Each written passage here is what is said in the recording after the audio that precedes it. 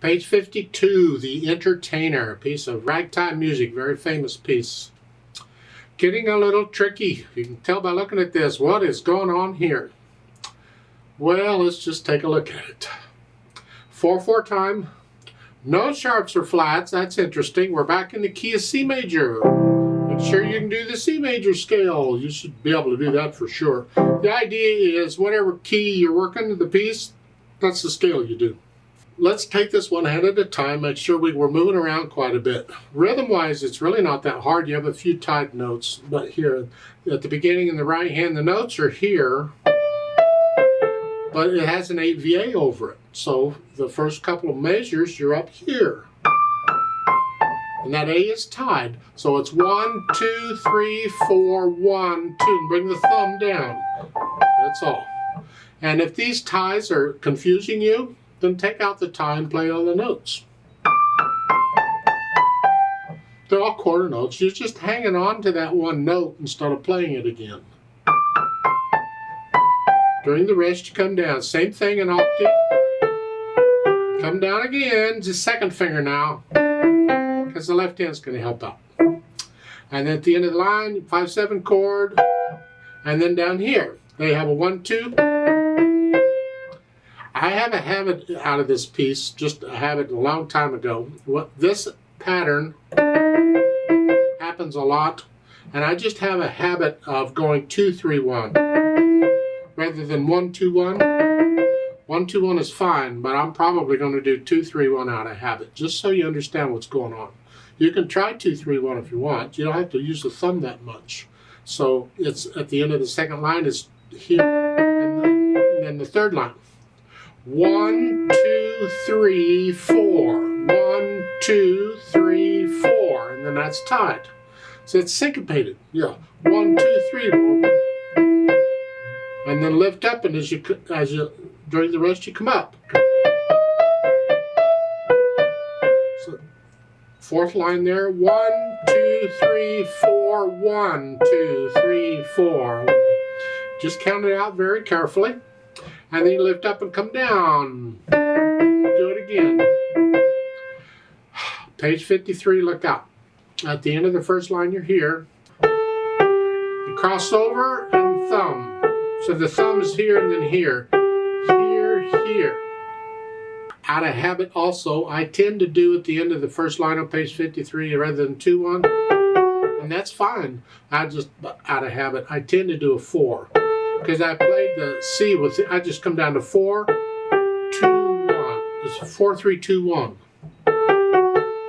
I get this pattern a lot, and that's how I tend to finger it. But the fingering in this book is good. Then you come down, do that some more. For the most part, that's it. The last measure there is an E and a C. Just come up. So you're here, and during the rest, you come up.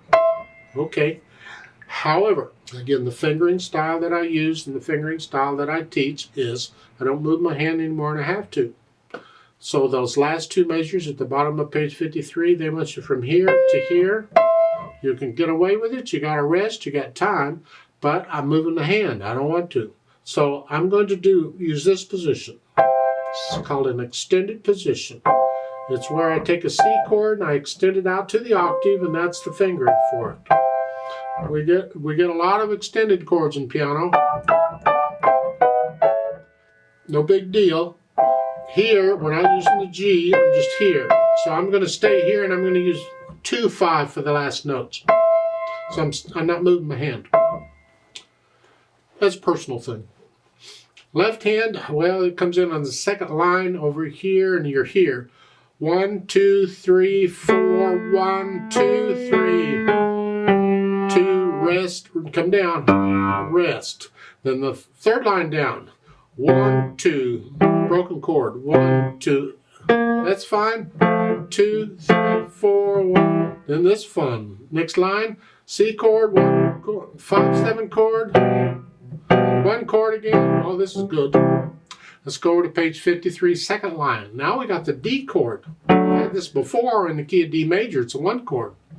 2, 3, 4, 1, 2, 3. Then 2, 1. and then a 2. The reason we want 2 here is we're in position to go on. So it's here, use 2 again. Back to what you were doing at the beginning. At the last line. Well, let's go down to the 4th line here. You're here on the C chord, in the 3rd major, C chord again, and then you come up here to this chord. In the key of F, that's a 5/7 chord. An E, a B flat, and a C. So you're going from here to here. And then an F. And then the middle note comes down. C chord. 5/7 chord. And come down. Okay. Put the hands together. First line, it's right hand. So let's go to the 2nd line. You're here. Connect them. So you want that all to sound like one hand play the whole thing. Here. Make sure you play these rests in the left hand.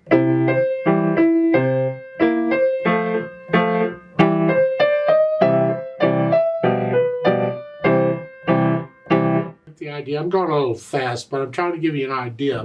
Just make sure you don't hold this left hand down. No, this has to bounce along, so don't hold it. We need to hear the rests. But once you get that and the hesitations worked out, then you add the articulation. You're going to do those staccato, and I'm flexing at the wrist here. So at the 2nd line, at the end of it, you have an accent. Just play it a little extra oomph, a little louder. And then I'm going to connect the right hand. And the left hand, I'm bouncing.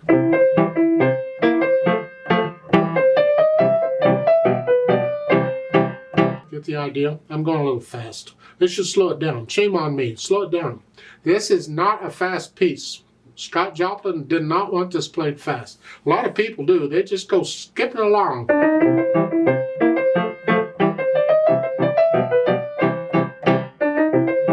They just... That's not how he wanted it. That's not intended. So you can... That's fine right there.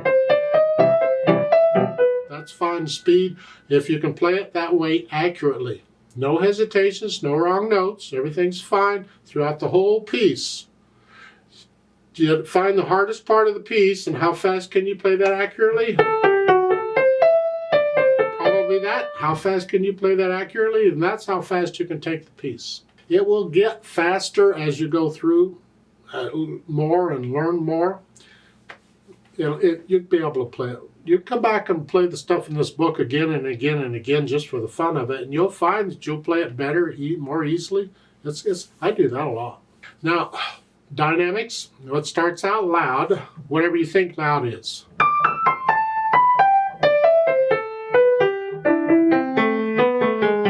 And the accent note's going to make that very loud. And then you have that hairpin to come down, so it's loud, moderately loud, soft. You're coming down. Because this is soft, and the left hand's very soft. And the hairpin to go up, back up to loud. Down. Back up. And then the hairpin coming down. Loud. You get the idea. This has a statement, reply, statement, reply, statement, reply. The statement, reply. Statement, reply. And the statement is soft, and the reply is loud. And it does this back and forth till page 53, down around the 3rd line or so. When you get loud, you're going to stay on the loud side. Because in the 4th line down, I'm moderately loud. You have a crescendo, go back up to loud. So you're the crescendo, I don't know about that. What we want to do is, and you can do that passage again. Each time you do it, you get a little louder. So you can hear sort of the sentence, the musical sentence, even though we're not separating these. You can hear it, and each pattern each time I do this pattern, I'm getting louder. This is on page 53, fourth line down. Pick up to the third measure where the crescendo is. This pattern.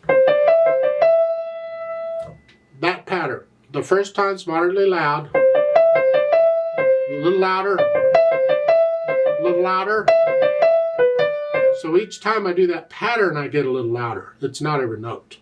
I mean, you're already moderately loud. You're only going to go up to loud. You're not going far. And then the last note at the end, that's accented, so you're going to play that very loud, both hands. Let the wrist collapse when you do that. Don't stiffen up and just let the wrist collapse, and it's a short note just here. Just bounce off of it.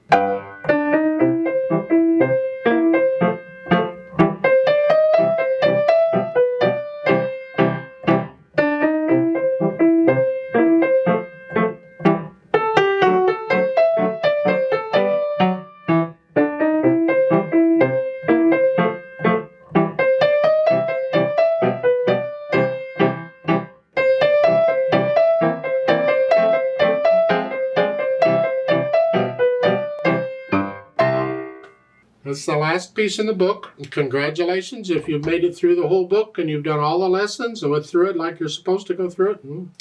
If you don't have a teacher, I encourage you, please go back and go through the book again. Review everything. Review all the lessons again, because you'll have forgotten stuff. You may have overlooked stuff. While I'm talking, you might be daydreaming. I can't imagine, but so just make sure, because it's really important you know and understand all the stuff that was presented.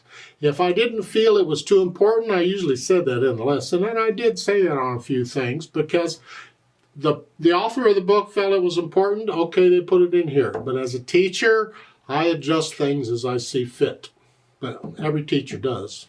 So go back through and cover everything again. You'll find the pieces, you can play them better and a little faster. Yeah. So, yeah. It's only going to get more difficult. Book 3 is more difficult, so look out. I'd like to play it with you very slowly. Let's check all the notes and rhythms and all. One hand at a time if you need to. That's fine. Now, this is after you've learned it and you've taken out the hesitations. We're going to go nice and slow, I hope. I'll give us 4 counts, so let's play it together. And I'm not going to do any dynamics. We're going to do it all about the same. 1, 2, ready, go. 1, 2, 3, rest. 4, 1, rest. 1, 2. 1, 2, 3, 4, 1, rest. 1,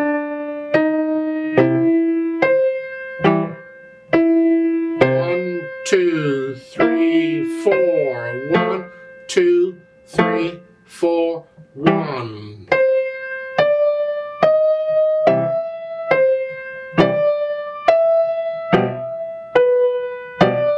4, 1, 2, 3, 4, 1, 2.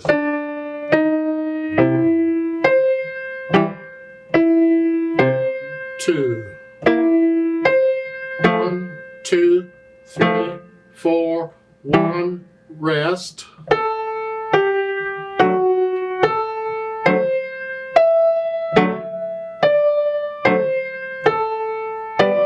2, 3, 4, 1, 2, 3.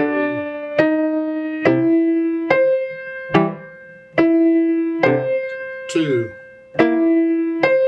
1, 2, 3, 4, 1.